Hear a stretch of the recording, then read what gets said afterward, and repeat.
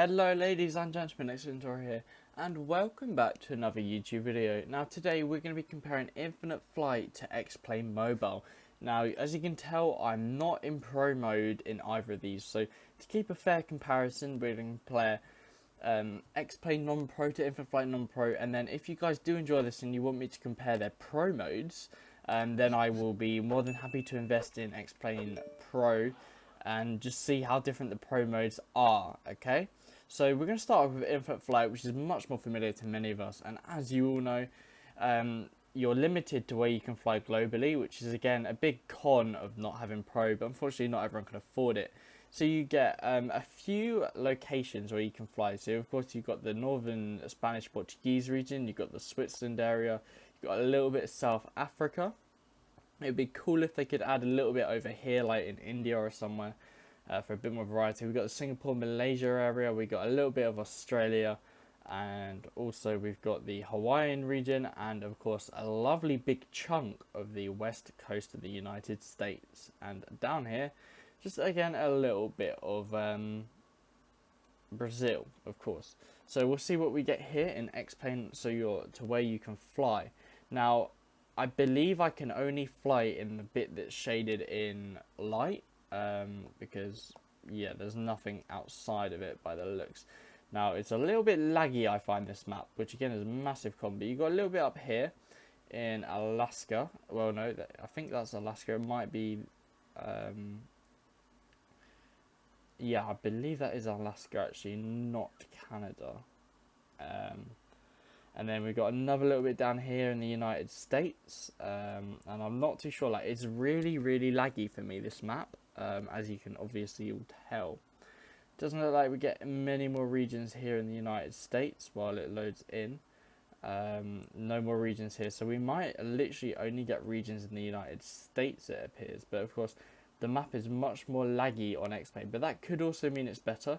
So again, you've got a little bit there in Switzerland, so you can explore the Alps, and it doesn't look like there's any more light patches in and about these areas, does it? So that's not looking very promising there. It looks like Infinite Flight non-pro has more options for you to fly if you're not willing to invest at all. Oh, a lovely chunk there in Hawaii as well, which would look great. Okay, so now we're going to look at the aircraft, your options of aircraft. So in Infinite Flight, all of these locked aircraft with the padlock you cannot use without a pro subscription, unfortunately. Now, you can get the A321, and you get access to all of these liveries, so there is a wide range of liveries. Love the Turkish Airlines livery, big fan. You get like Qatar, love that livery. You got the Delta livery. So all the liveries here on the A321 are also in very good detail. You got the A380, of course, a very common, well-known aircraft. It is a legacy aircraft though, so it's not in much detail, but we'll talk about that in a bit. You got the 717 and 737. 747 or 747, the C-17. I literally do not know anyone who's ever flown it. Maybe I'll show it a bit of love later and get it out. We got the CRJ-200, so a little smaller aircraft, the Cessnas, two of them there. Just did a flight in the Citation X on Microsoft Flight Simulator as well, actually. So we got the SR-22 as well, and the X-Cub, which is a very favourite aircraft for the Infinite Flight team. Got the A-10, P-38, the F-18, and the Spitfire. So there are quite a lot of aircraft actually you can fly in Infinite Flight, even disregarding the locked aircraft which we can't use. Okay, now in Xplane Mobile, it looks like you've only got access to these two aircraft, the Cruise Jet and the Cessna, and there's about 4 liveries on that one, and there's maybe 5 on the other one. Every other aircraft is either paid, and I don't even know if they come with a pro subscription. But even like when I look at the aircraft, there's still such a limited choice for the liveries you can fly. So hopefully Xplane picks up in some other aircraft. Like they've just got this one version of the 777, again the A320. They've got the Air Berlin livery, I do rate that. But yeah, so you look all very limited, okay? So now when we look at weather conditions as well, so we'll go on back to Infinite Flight and do their weather conditions first. I believe we'll have to load in. So what we'll do is we'll go to, we both got the Hawaii region, so we'll go to fog, why not? and we'll just spawn on runway 2, why not? And we'll get the same aircraft. We'll go in the Cessna because we have access to the 172 on the Xplane as well. So if we get equal aircraft, then we can compare them fairly, even though Xplane's given you much less options and much less space by the looks of it for where you can spawn. So hopefully Xplane can pull it out with the scenery and the aircraft detail, and hopefully that will be something worthwhile and will make up for the smaller option in liveries we've got. Okay, so if a flight, also scenery has never been a strong point for the mobile flight simulator. I'm also going to turn all volumes off to 0 just so you could all hear me very clearly, because I don't really have time to record this video 100 times. So yeah, the scenery here actually looks phenomenal from this distance. It is still slowly rendering in, but the bit we're looking at is weather. That isn't weather, that's weather. So you can choose your visibility, of course. You can change it to 0 to 100. You can change the wind direction, the velocity, the power of the gusts, any turbulence if you feel like it. Temperature, I don't really know what that does. You can have cirrus change layer, and you can change the altitude of your cirrus cloud coverage. So we got broken, and you can see it there in the background, just raising its altitudes up and down. And I think this is something they're like quite proud of, is their clouds. But it looks like, if I am correct, Xplane has precipitation, and that's something I really have wanted in Infinite Flight for a very long time. So going back into free flight mode, it says now 172, and it's going to take, so Xplane again is much slower and more laggy on my iPad. I don't know why.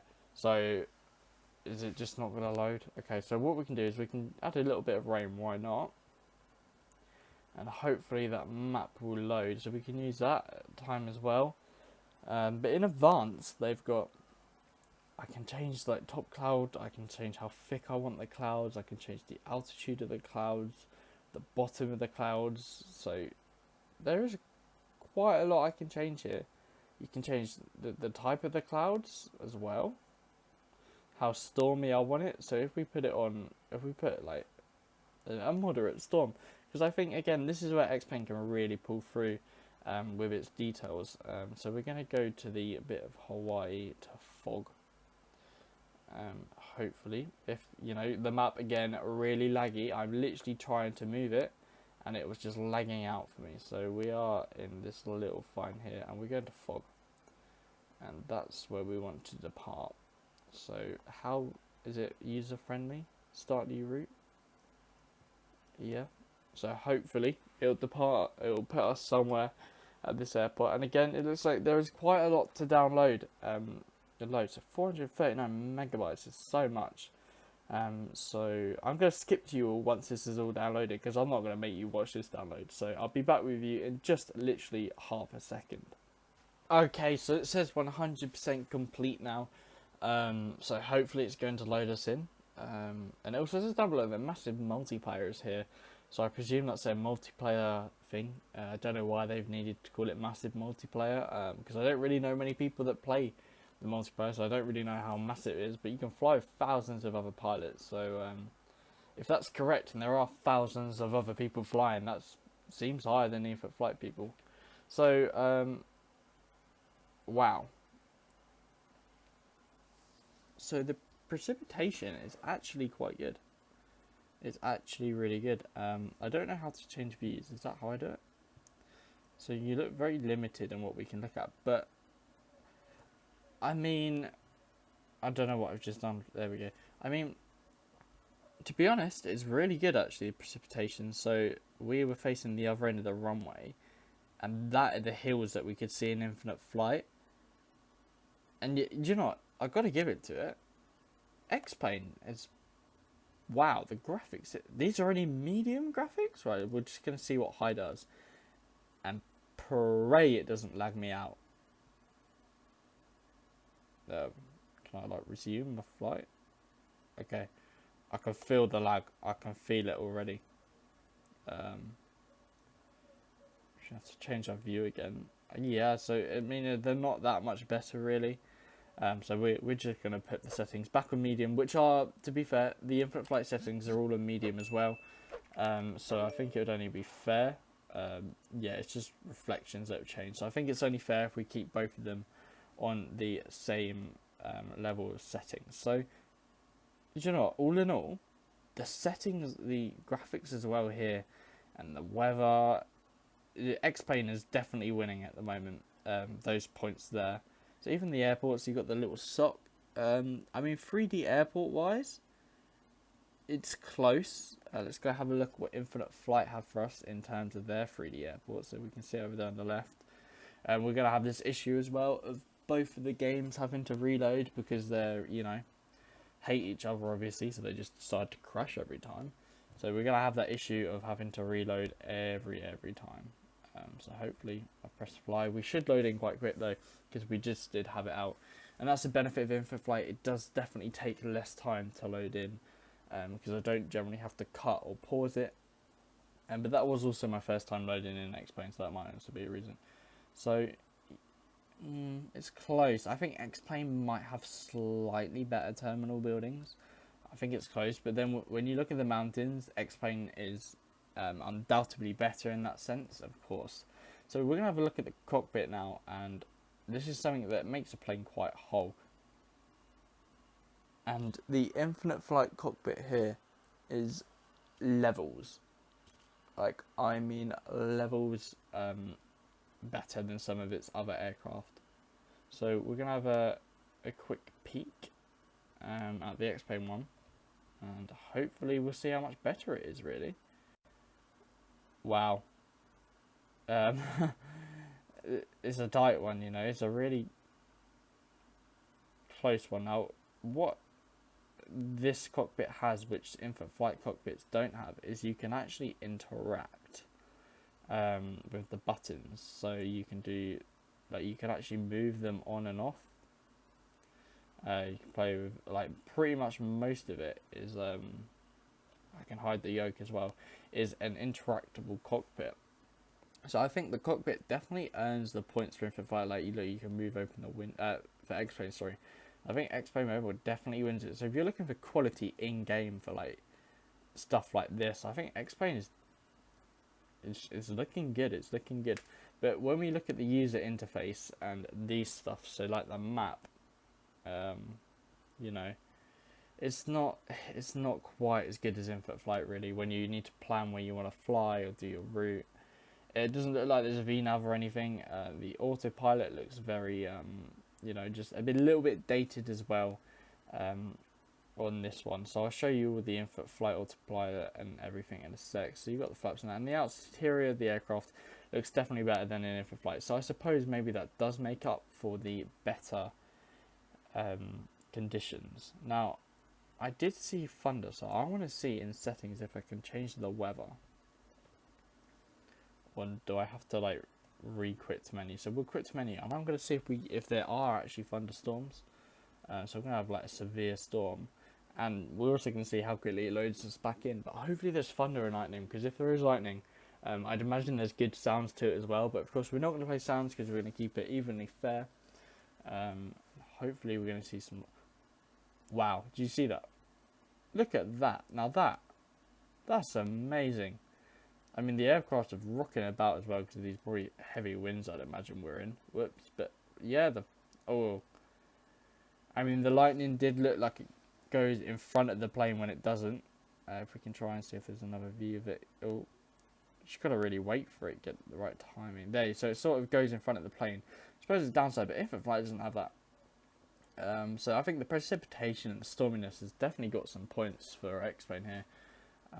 We've definitely got. So I did say I'd have a look on Infinite Flight, hoping it's not crashed. So of course you can't move the buttons in that.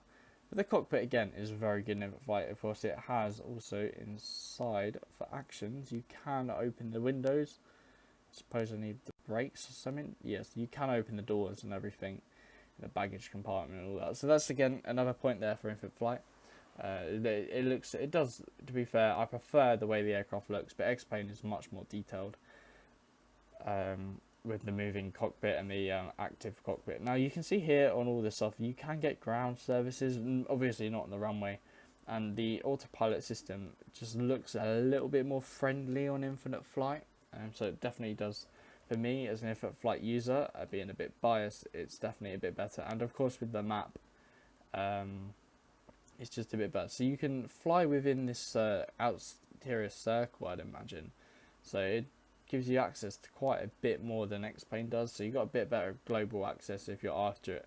But I think Infinite Flight certainly wins for the maps and the autopilot and the user interface. Whereas Xplane, it does look just a little bit confusing. Okay, so I think all in all, that's pretty much the main stuff you're really looking for.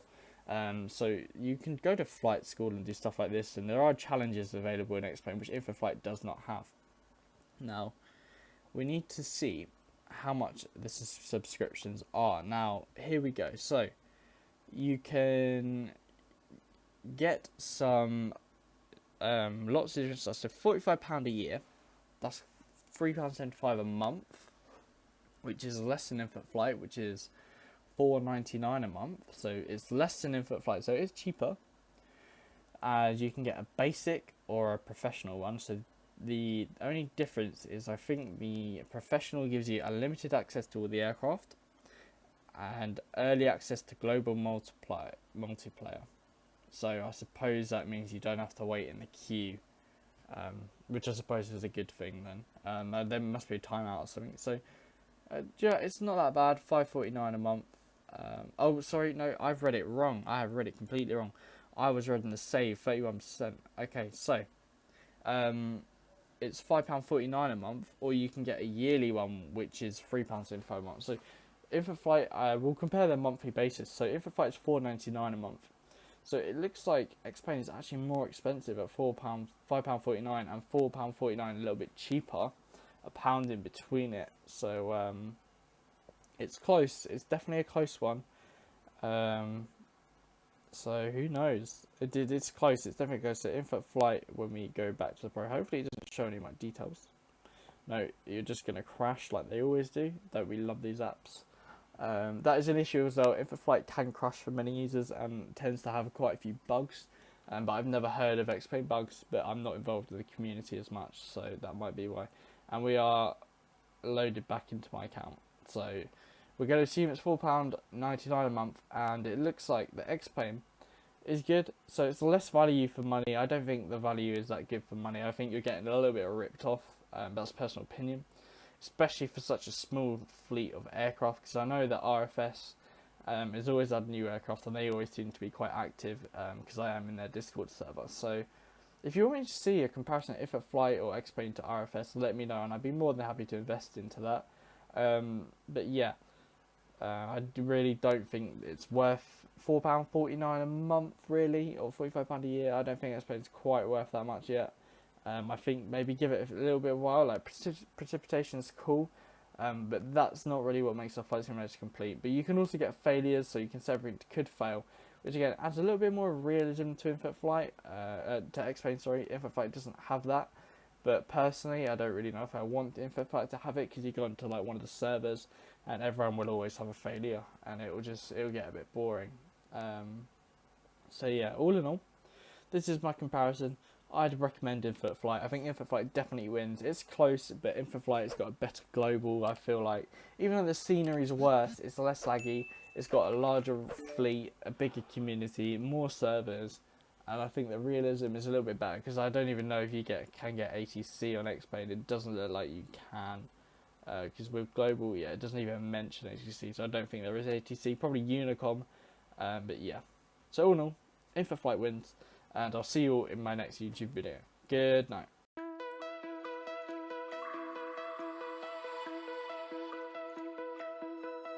Find your way into this wonderland, cross the